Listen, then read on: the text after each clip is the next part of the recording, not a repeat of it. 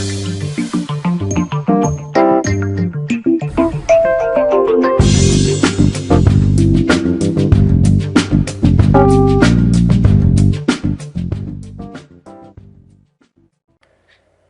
my name is Dejan Boshkov, Grandmaster from Bulgaria. Today we continue with some positive endgames for the Berlin players, and such a positive scenario is the endgame where the sides usually have opposite colored bishops. Normally this kind of endgames are good for the second player, especially if he manages to fix the pawns on the queen's flank on the color of his own remaining bishop.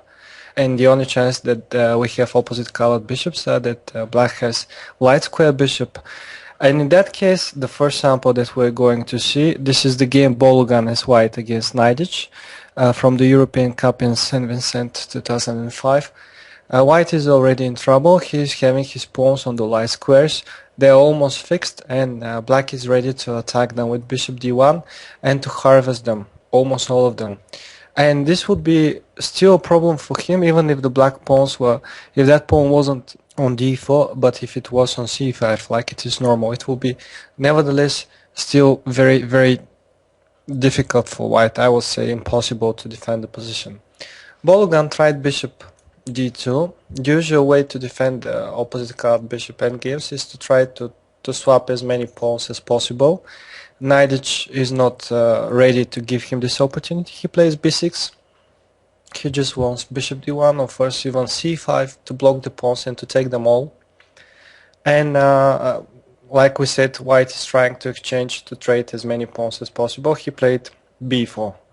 The other move, c5, is not really helping. After bishop d1, black is winning an important pawn, and after that he's going to have two connected pass pawns, actually three connected pass pawns. Once that he takes the pawn on b3, he's going to play c4, c3, and the other pawn can also come to help, and this is hopeless for the first player. And if he just pushes his pass pawn, this wouldn't help neither, because after bishop d1, king g2 takes h5, he has the time to take one more pawn before stepping the h-passer. And next, of course, there is c5, c3, c4 coming. King to d5, black is easily winning with the two extra pawns. So we're going back to the game in which Bologan tried b4. A takes b4, bishop takes b4, and now an important moment. White wants to play c5 and to trade pawns. Black is not willing to allow that, so he's playing c5 himself.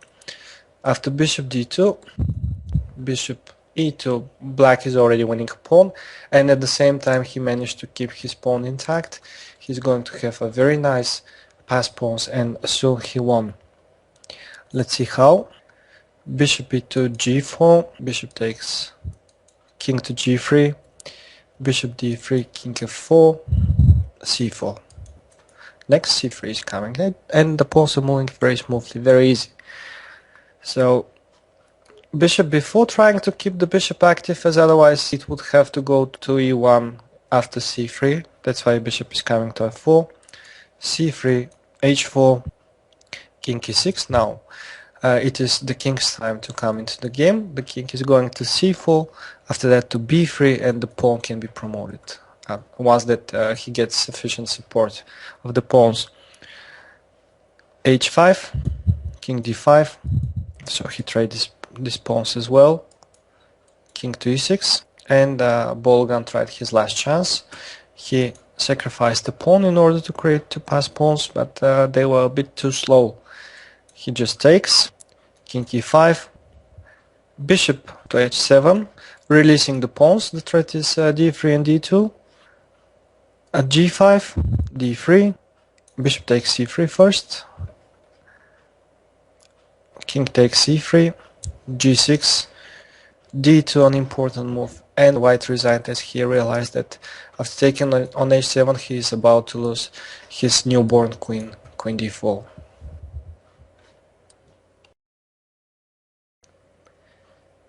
The second sample that we're going to explore is the game Yakovenko as white against Bakro. They played in the Moscow Aeroflot Open 2005. There is an additional pair of rooks on the board, and this makes the defense of the first play even more difficult, as sometimes there is an additional method of sacrificing the exchange, or black can also decide on which moment he would like to swap the rooks and eventually to win the game. In this sample he also has an extra pawn. Indeed, and at this moment it doesn't really seem like a healthy one, because he has two here that doubled and two on the king's flanks that they're doubled, and even the impression is like white is having an extra pawn on e5. But what is important is the difference in the situation of the bishops, and even if white places his pawns on dark squares, thus making them defended by the bishop, he still has big troubles defending all the areas, and also these pawns are limiting somehow his bishop. This is how the game went. Rook to h4, c3, and a very good technique by Bakrok himself. He played a4, fixing the pawns on the black squares.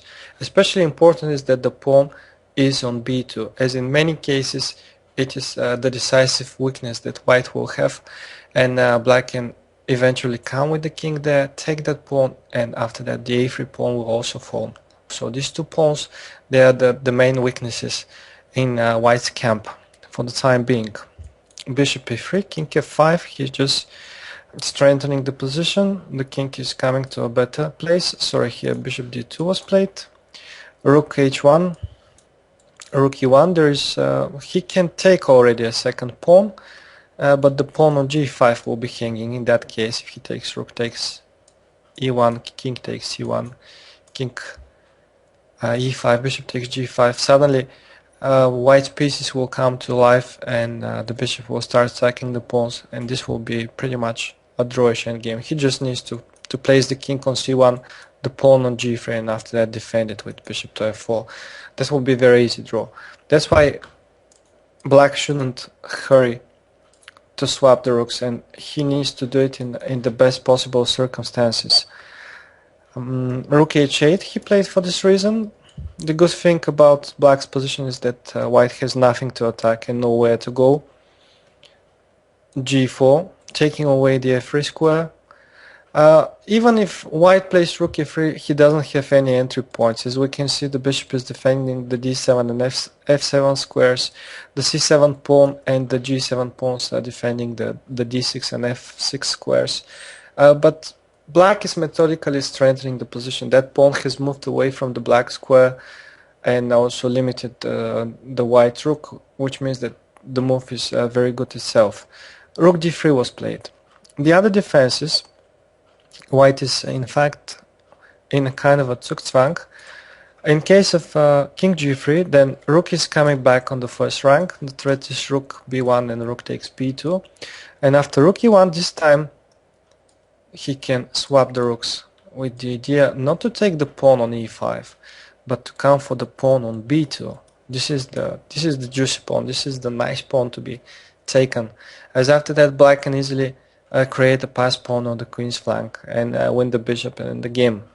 For example, bishop d2, king d3, bishop g5, king c2. Now that there is no one to defend that pawn.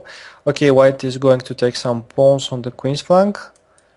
Actually only one pawn, because after b5 there are two hanging pawns and he is losing a second one and black is just winning. What else can white do in this position? Maybe he can try to keep the king on f2 and he can play rook to e1. But then after bishop c4, it is again white to move.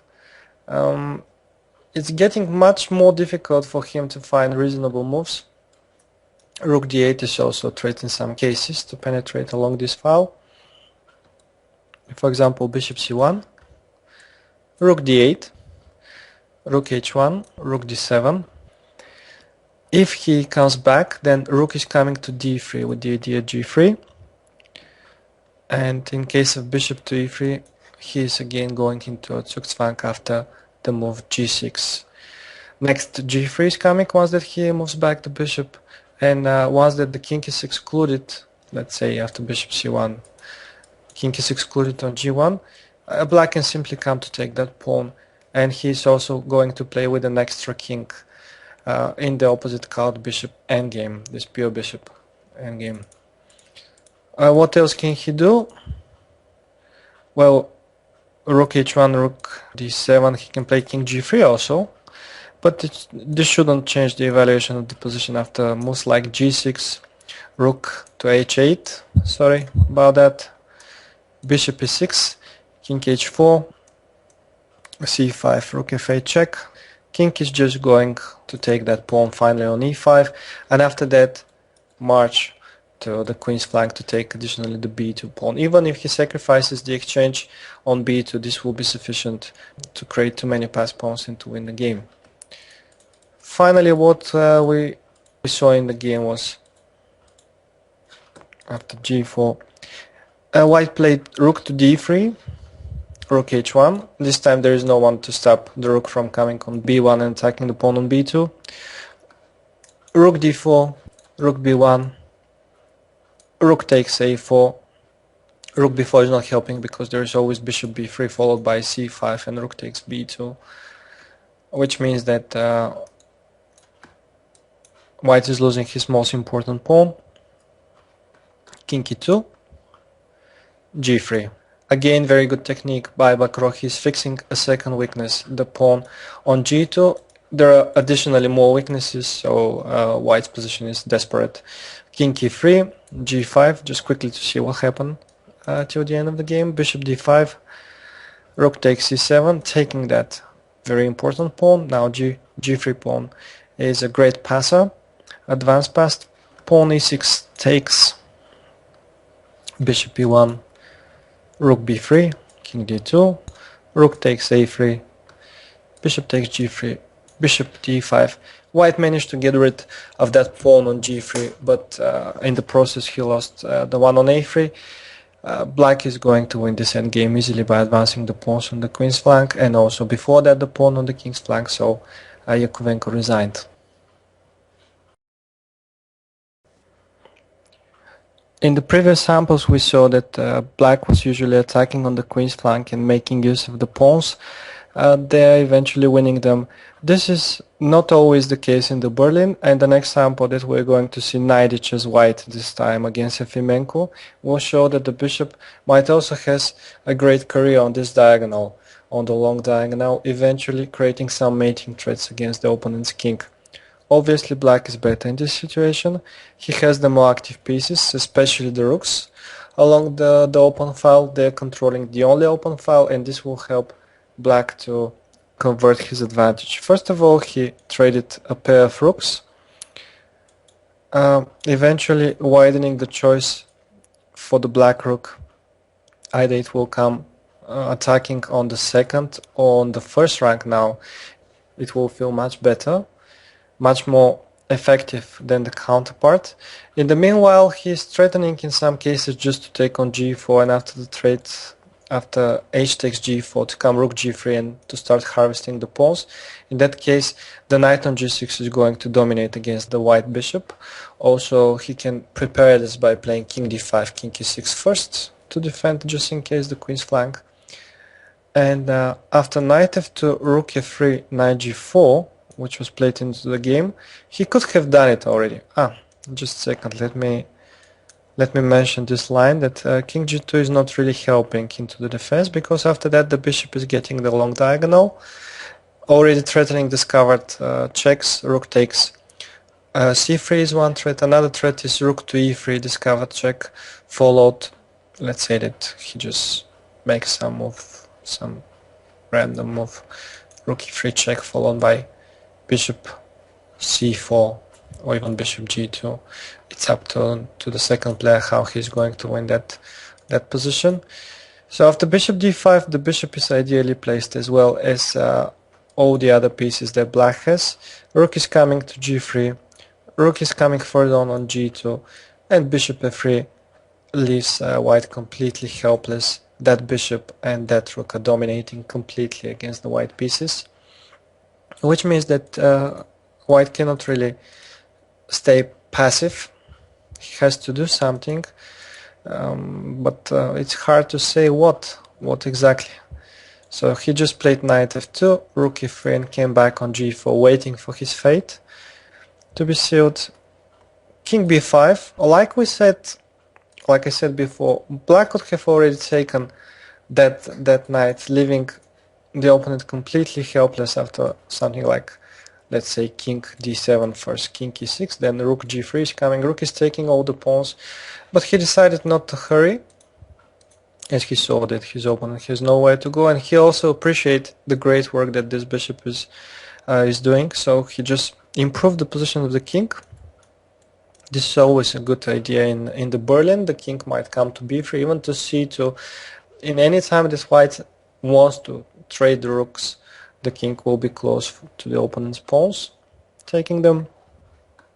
King g2. Unfortunately for white, he doesn't really have time for active defense because the e5 pawn is hanging, and after that the g4 is also falling. So he's waiting. King g2. Rook g3 check, king to h2, bishop d5, really great position for the bishop. The threat is rook to g2, and after that discover check, maybe first on g4 and after that back on g2, and he will see what else he will harvest. Rook e2, the only move to defend, but after bishop to f3, the coordination between the white pieces is spoiled. He could already resign here. For example, rook d2, then bishop takes g4, knight takes e5, threatening knight f3 check, and rook g1 mate. Similar will be the game after rook f2 again. This time also knight takes g4 is a threat, and knight f3 and knight d3, everything is winning here for black. And finally rook e1. Like we said, in that case rook is coming to g2, and black is just starting to harvest every single piece that he sees, and soon they will be also made, so, or at least he will take all the pieces. Finally, what happened into the game didn't help either. White played c4 check first, king takes c4. He won a tempo to run away with the rook, but after king b5, knight f6, bishop b7, e6, knight e5. The coordination between the black pieces is established in a perfect way. Knight f3 followed by rook g1 cannot be stopped, so white resigned. In that case, the bishop really did a great job on the long diagonal. However, we shouldn't get so overexcited when we see the opposite colored bishops when in our Berlin endgames, as the opposite colored bishops depend mainly on the activity of the pieces, and there are also cases in which the first player has dominant position of his bishop and eventually a rook, and he is the good side to win this endgame. That position arose in the game announced as white against Karpov. They played the champions Rapid in 2009, and after g5, the awkward position of the rook on g6 forced Anatoly Karpov, the great champion, to resign. Why did he do that? Well, probably he realized that the rook is lost in almost all the cases. For example, after c2, rook a1, bishop d7, rook c1. First, he's forcing the black bishop to come on a4, king h5, and it seems like black is in a real Zugzwang. He is losing the rook. That's why I guess that he resigned. However, some engines found after that the position is not immediately lost for the second player, because he can play the move king g8, just giving the rook, and white cannot really take it because he's getting mated himself suddenly. The king is too vulnerable on g6. Still, as we see, black is playing a rook down, so logically he should be lost, and there is the solution. First f3. We will see in a minute why first f3 and not f4. The play is for Zugzwang. If black goes back on e8 to defend the rook, white is going to win an important tempo to bring his king on the queen's flank. King g4, bishop a4, f4, king f7. The king is coming for the c2 pawn. Like we said when we have, I think that we have discussed it before in our lectures, when there is an excluded piece like it is now with the rook, we just have to trade the remaining unnecessary pieces, and white is going to win, and this is precisely that case. King, let's say d7, no, king e7, it doesn't really matter, the king just has to come to help. But after rook takes c2, that's the key. Bishop takes c2, king takes c2. White is winning this easily. He's just going to push his pawn as far as he can, stalemate the opponent, and then black will have to move the rook and give it away. And one more line, which black could have tried to defend. Instead of bishop e8, he could have played king f7 to defend the rook like that, but then f4, king g8, and this time when the pawn is already on f4, white plays f5, forcing to take the pawn, and after king takes g6, this time he has a free square f5 to retrieve the king, so he's not getting mated and he's winning. Which brings us back to our initial point. Whatever you do, first of all, know that the opposite colored bishop endgames are favorable for the second player in the Berlin, but do not forget that the activity matters on the first place.